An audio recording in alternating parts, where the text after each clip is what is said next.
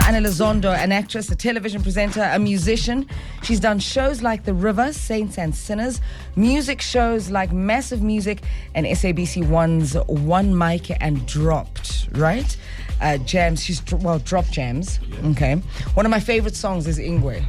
I think it's the first song that I ever heard from her. It's how she just jumps into it. It's how she gets into that song. Anele Zondo.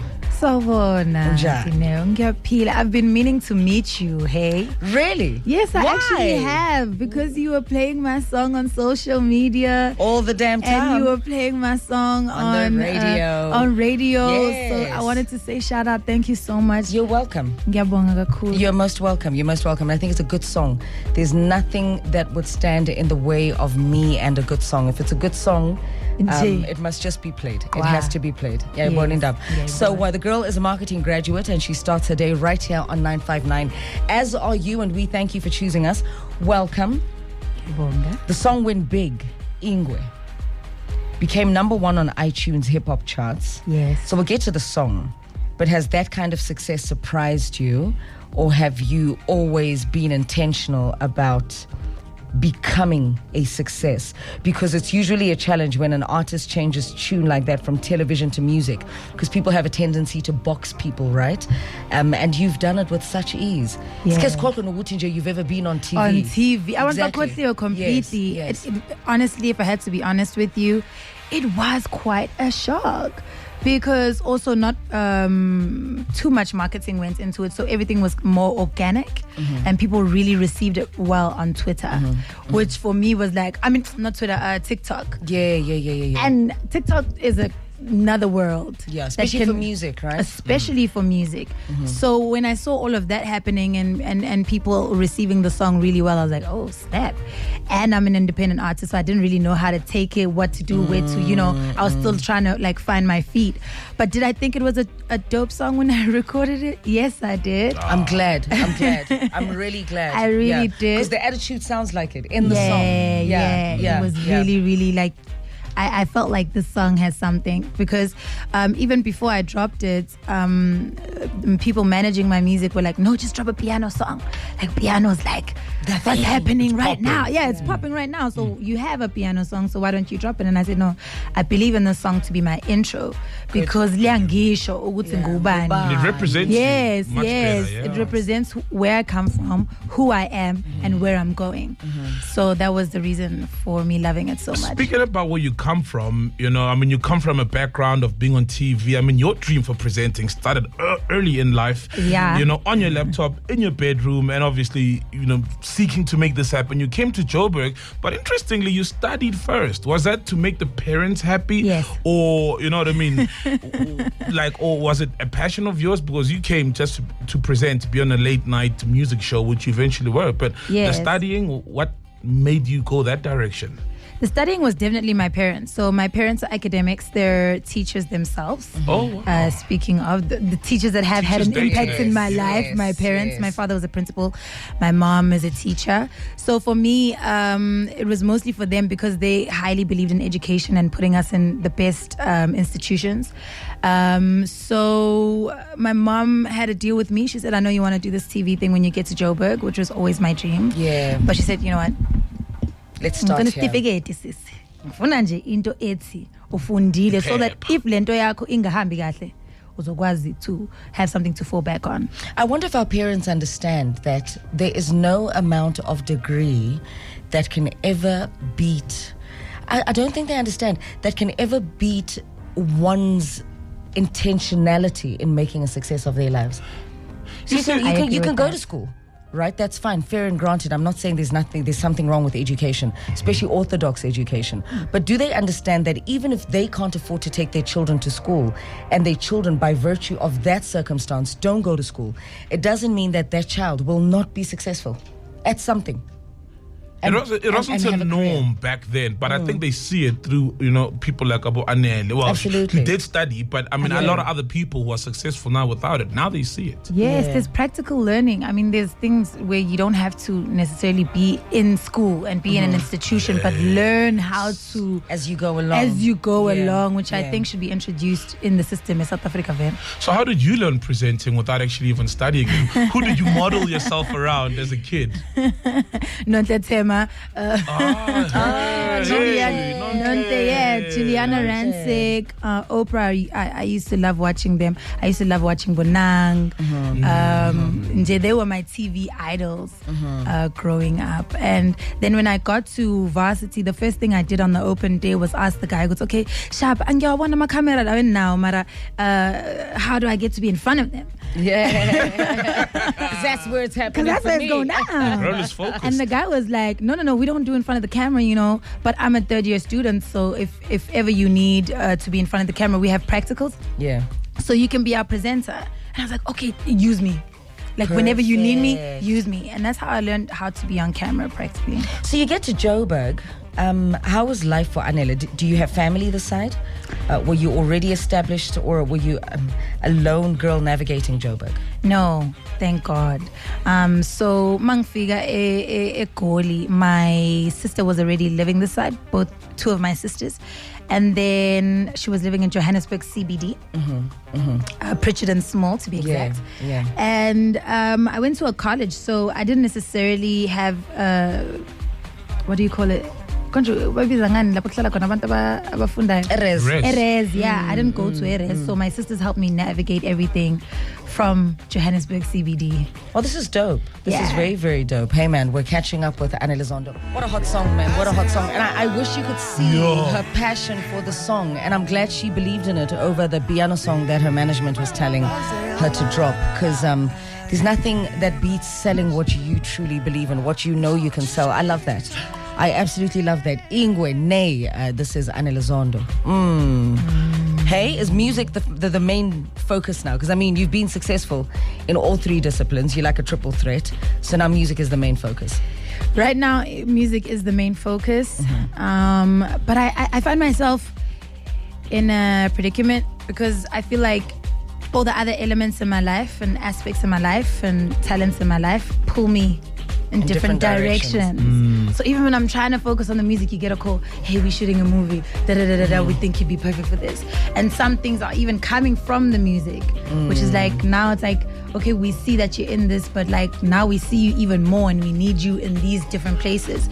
So it's quite hard to focus on it, but I'm really trying to make sure that I'm really, really focused on it so that my EP can drop and more people can drop it like it's hot. Financially, would you say music is the most lucrative? Yes. That gig money. It's that gig money, right? And also the publishing money, and also like the distro money. So it has so many pies to it. I mean, the pie has so many pieces to it, and I think it's so far made me quite a bit of returns. Later on in your life, right? Yep.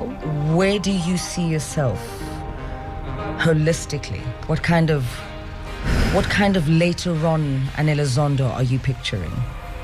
So on Ingwe, I do say in a meeting, no Jay-Z. I see myself going abroad, hopefully,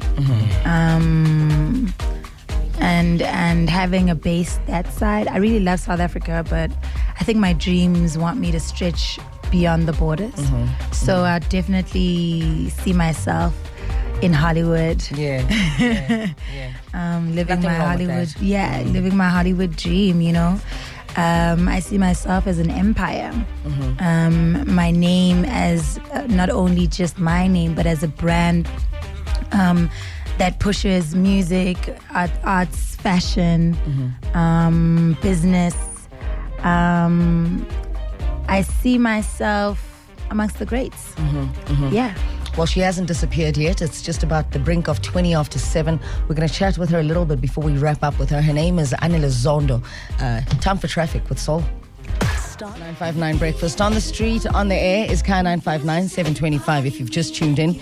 You're just in time to catch the tail end of our hangout with Anele Zondo, starting her day on 959, as are you. So, Anele, we've got a feature on the show, right? Later we get into technically speaking. So we speak about future-proofing your career for a world of tech and artificial intelligence. And I think social media social media influence is exactly that for you, because all three of your talents come together there. So tell us about Anele versus Nay the Bay, because the Nay the Bay episode, if I'm not mistaken, went live yesterday. Yes, it did. Did I just lick the mic? Yeah. That's how excited she is. She's licking the mic. Anele versus Nay the Bay episode 1 literally dropped Izolo, and it's basically about my two personas and my two brands.